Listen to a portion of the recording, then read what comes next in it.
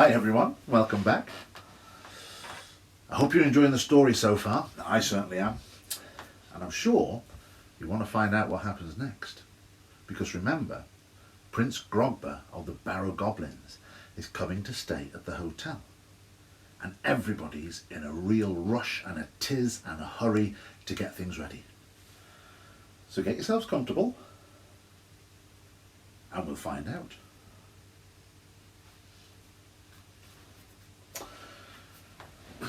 Chapter 8. You've made it this far. Right, let's stop here for a teeny second and talk about all the stuff you've read so far. I bet you never imagined these kinds of things were going to happen. I also bet that, by now, you would have expected to say, yep, I was right, that Frankie Bannister is just a complete nutter. Admit it? Well, you didn't. Here we are at chapter 8, and I know you can't wait to listen to what happens next. And since the next few hours were mostly full of everyone running around like headless chickens, trying to get everything ready for the prince, I say we skip all the boring cleaning bits and jump to the next morning, when Grogber was due to arrive. Chapter 9, the next morning. Francis! I opened one eye. Francis, wake up and get down here! It was Dad's voice, coming from the dented trumpet-shaped contraption that poked out of the wall just above my bed. It's an annoying gadget that trolls invented hundreds of years ago called a yellophone. Down in the kitchen was the main speaker, which was attached to a machine that looked a bit like an old-fashioned typewriter, but each button connected it to a different room of the hotel. I could picture Dad down there, clicking the button for my bedroom and howling away up the pipes. I sat up, rubbed the sleep from my eyes and gave my usual nod to the framed picture of great-great-great-granddad Abraham on the wall. "Morning, Abe," I said. I sometimes really wish I could have met him just once. In the picture, Grandad Abraham is trekking through deep jungle, and there's a boy of about my age with green eyes and jet black hair, standing right next to him. I don't know who the kid is, but I wish it could have been me instead. I would have loved to have gone on adventures with good old Abe. I yawned and looked around my bedroom. It was just how I liked it. I can never find anything when things are tidy. But if my room is perfectly messy, I know exactly where everything is. My Ministry of Mutants comics go on the floor. My clothes are in a mound at the end of the bed. And Grandad Abraham's collection of the real-life adventures of Captain Plank books are piled up on the windowsill. Captain Calamitous Plank is a big celebrity in the magical world. He's an ancient goblin pirate, and, if what Granny says is true, he was a good friend of Abe's back in the old days. I love reading about his swashbuckling quests. They're my favourite. I even have a poster of him above my fireplace. Ooh, speaking of fireplaces, I glanced over at it. "Morning," I said. Nothing moved. Don't worry, I don't spend my mornings talking to fireplaces. I'll explain. I reached out my hand and wriggled my fingers. Wakey, wakey! Slowly the glowing coals at the bottom of the grate shifted and opened one eye. "Morning, matey," I said. Who wants a treat? The pile of coals uncurled and Hoggett, my pet pygmy soot dragon, leaped onto the bed. Ha! I've been waiting for just the right moment to tell you about Hoggett. He might only be the size of a little dog, but Hoggett's the coolest pet in the world. Well, he is at the moment. One day, when he finally breathes fire, he'll be the hottest pet in the world. Dad says I need to be patient, and Hoggett will become a proper little inferno one day. "Hello, boy," I said, as Hoggett flopped over my lap and started purring. "Growl," he moaned. looking up at me with wide eyes. He huffed a tiny smoke ring into the air, which was his way of saying, "Feed me." Suddenly I felt guilty. I'd only used the TREAT trick to get him out of his fireplace bed, and now I didn't have anything to give him. "Francis, now!" This time it was Mum's voice coming out of the yellophone. "You've slept in. The prince is due any minute." "Come on, we'd better go, boy, before they put Granny on the yellophone." Hoggett wagged his tail at me, then jumped off the bed and onto the big, squishy armchair. I quickly threw on some clothes from the laundry pile and glanced at myself in the mirror. My trousers were wrinkly and my t-shirt had a stain on it. But what did that matter? Everyone would be far too excited to care about boring stuff like that. I walked over to the armchair and sat down, pulling Hoggett onto my lap. Then I clicked the little dial in the arm of the chair to just the right combination and braced myself as it juddered and started lowering down through the floor. You see, my bedroom is in a secret spot above the library with no doors or stairs leading up to it. That's why I think it's the best room in the whole hotel. Great-great-great-granddad Abraham used it as a private place to keep all his books and specimens and notes about strange animals, so they didn't get muddled in with the others in the library below. And he designed a special chairlift that only he knew the code for.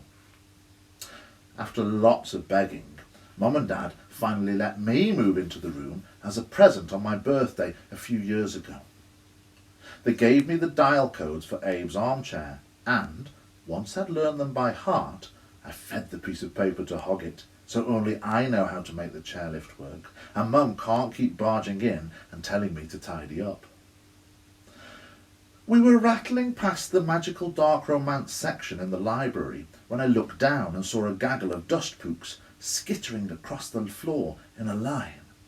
"Quickly, quickly, quickly." They were singing to themselves. The dustpook at the end of the line peered up and saw me and Hoggett riding the chair down the track in the wall by the bookshelves. "Quickly, quickly, quickly." It yelled at me in its squeaky little voice. "Quickly, quickly, quickly." The chair reached the library floor with a bump, and, with Hoggett trotting along beside me, I ran after the potato-sized pooks to find everyone. It was exciting to know I was going to see a barrow goblin today, but I didn't know why Mum and Dad were in such a flap. Goblins were gross, dirty creatures. What did they care if there was dust on the mantelpiece or wrinkles in the bedsheets? I turned through the archway that led from the library into reception. For a second I thought it was completely deserted, until I spotted Mr. Crocombe, the gardener, halfway up the stairs, decking the banister with garlands of flowers. "Frankie, there you are," he said, smiling down at me. "You'd better hurry out to the garden. Everyone's there, and your Mum and Dad are in a bit of a panic." Horatio Crocombe hadn't been working for us very long. He'd arrived at the hotel as a human health inspector, then never left when he discovered it was actually stuffed full of magical creatures. You see, Mr. Crocombe is a froggle. Although you'd never know it. He's what's known as a blender, in that he looks just like a human, but when he opens his mouth, a 10-foot-long tongue shoots out and can grab something on the other side of his potting shed. He'd spent his entire life hiding his massive secret, not realising there was a whole magical world out there.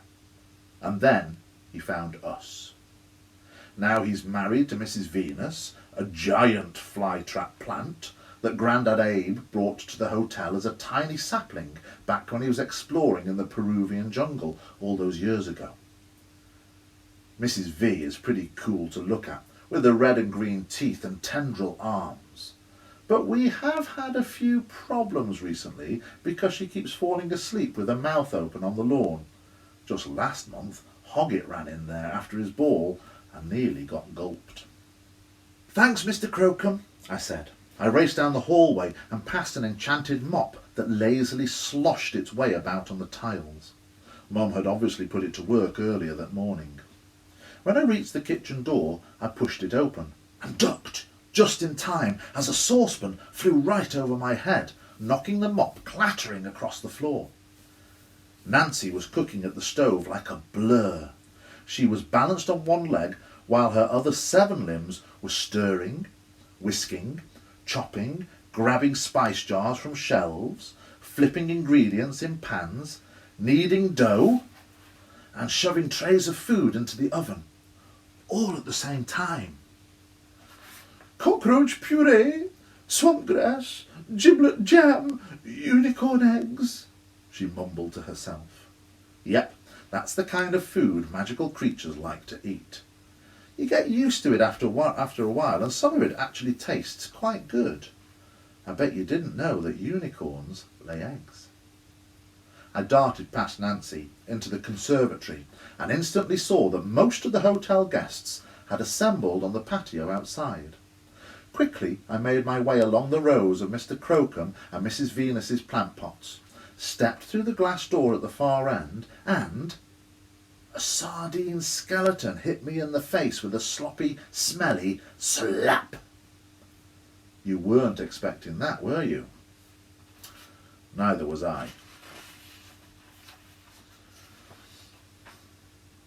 Chapter 10. A princely party. The garden was crowded with guests, dressed in their fanciest clothes. Magical creatures can always sniff out a party before it happens. They were hovering in the air, shuffling round the tables of food that Nancy and Oof were still busily preparing, huddled on the patio in chattering groups, and sitting on the enchanted benches that floated about the flower beds. Hundreds of tiny fairy faces were staring out of the birdhouse-sized boxes that lined the branches of the trees. I spotted Mum at the foot of the water slide by the pool, frantically talking and gesturing her arms at Mrs. Dunch. Mrs. Dunch, Beryl to her friends, is a very wrinkly and very, very old mermaid.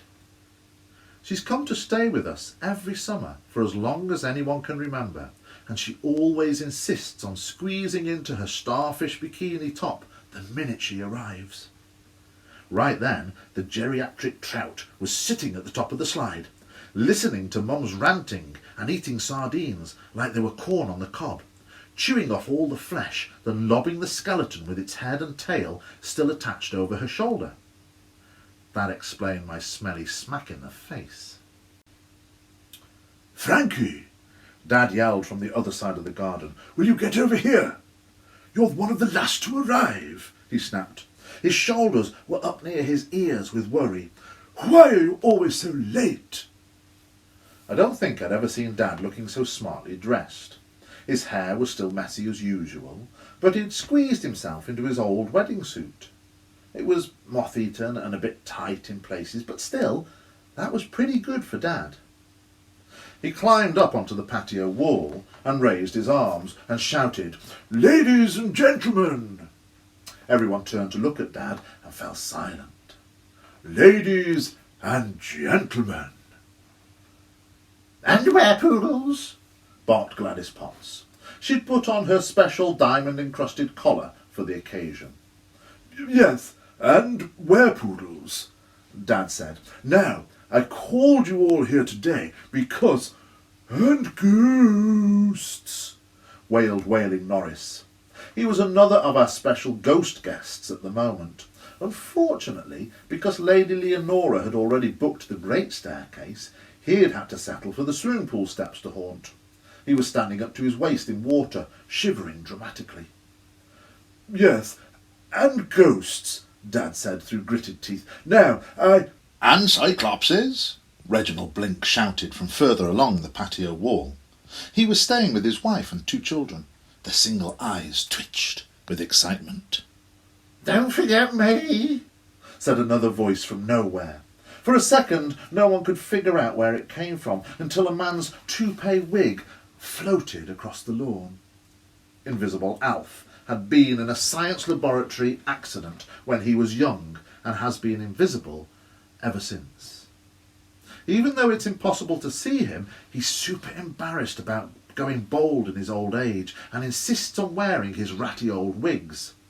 No one really understands why, but it does make it easier to spot him as he dodders about the hotel. "We haven't forgotten you, Alf," Dad said. Because that would be invisibilist. "OK, Dad looked like he might burst into tears. ladies and gentlemen, and werepoodles, and ghosts, and cyclopses, and invisibles, and ogres, and piskies, And mermaids. and oompa-loomps. Please," Dad practically screamed. "everyone, I'm talking to everyone. All of you. The crowd fell silent. We have a very exciting guest arriving at the hotel today." Ooh, yummy. Said the Molar sisters in unison. They were triplet tooth fairies, Dentina, Gingiva, and Fluora. Is it a dentist? It was virtually always impossible to understand what they were saying because they were all missing so many teeth. I bet you didn't know that tooth fairies eat nothing but sugar lumps, did you? They have the worst dental hygiene in the whole of the magical world. No, it's not a dentist, Mum said as she clambered up onto the wall to join Dad. How disappointing. I was looking forward to meeting a nice dentist. Dentina said. It's a goblin prince. Mum flourished her arms dramatically. Prince Grogba, of the dark and dooky deep to be exact. She was talking with her I'm in charge voice, and I could see relief spreading across Dad's face now that Mum was taking over. We've called you here for a Welcome Grogba garden party. You're all our guests of honour, and I'm sure you'll be just as thrilled as we are to welcome Goblin royalty to the hotel. Let's show Prince Grogba just how flashy the Nothing to See Here hotel can be. When is he coming? Came Invisible Alf's voice. Well, said Mum, looking at her watch, frowning. He was due about 20 minutes ago. Where is he then? Moaned the Molar sisters. He's late. "We're all going to die," Screamed wailing Norris. Lady Leonora appeared among the crowd and scowled. She had changed into an extra-wide grey ball gown, and the lacy trim at the bottom wisped and curled round her ankles like smoke. "Finally, I'll have someone of royal blood to talk to," she said, plucking a ghostly hand mirror out of the air and admiring her reflection. "I'm so bored of commoners." I'm so excited. Mrs. Dunch cackled, slapping her tail about at the top of the slide. My tendrils are twitchy, said Mrs. Venus from her enormous flower pot. She gnashed her thorn-like teeth and grinned. I'm all nervous. She wasn't the only one. The prince was nearly half an hour late by now.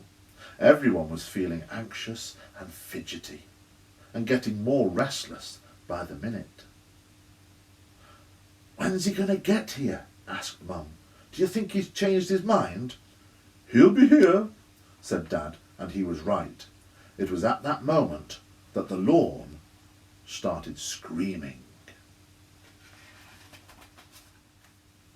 Chapter 11. The Goblins Arrive. The lawn had been relaxing and snoozing in the middle of the garden for as long as the Nothing to See Here hotel had existed. And most of the time, that's all it seemed to be, just a lawn. But it wasn't. It was an ancient shrubbery sprite, a grassgast. The only way you might notice something was a little bit odd about the square of grass was the fact that it bunched up into a mound in the middle. It now began to twitch. 2 holes opened up and blinked wildly, followed by a third bigger hole below. A mud-brown tongue suddenly poked out of it. "Me nethers!" The lawn hollered. Everyone turned round and stared. It is a very rare thing to see the lawn awake. I've lived at the hotel my whole life, and I can count on one hand how many times I've seen it open its eyes. Oh! The lawn started squirming about like there was an earthquake beneath him. Someone's messing with me bumley bits. Little molehill-sized lumps of earth started appearing through the grass. Yo! The lawn howled. Get off! On either side of his mound head, two grassy, mitten-shaped hands suddenly poked out from beneath the ground. That's enough! The lawn grabbed at itself like a blanket and yanked the grass on one whole half of the garden aside, exposing the earth underneath just in time. Bloomin' hoodlums! Modern earth flew into the air as a massive, pointy boulder exploded up from underground. It came jutting through the grass at an angle, like the blade of a giant stone axe. I wish you could have seen it. It was amazing. Little stones and clods of earth rained back down on all of us as everyone gawped in surprise. And then, silence. Nobody moved. It felt like everyone was holding their breath in unison. Crick, crick, crack. What's that noise? Dad said. Crackle, crick, cruck. What's going on? Said the Molar sisters. Crick, crack. Door! Oof yelled. He'd joined us outside wearing sunglasses and an enormous straw hat. Ogres don't do well in direct sunlight. It turns them into stone, and it takes ages to loosen them up again. He pointed at the side of the huge boulder. Oof! See door! He's right, said Mum. Look! We watched as a wide crack made its way across the surface of the rock, tracing out the shape of a huge double door. Here we go. Dad mumbled behind me. Hold on to your... Suddenly, the sound of horns blasted into the air, and the doors in the boulder swung wide open. I nearly fell over when I saw what was on the other side of it. I swear, you wouldn't guess in a squillion years, even if I gave you tons and tons of clues.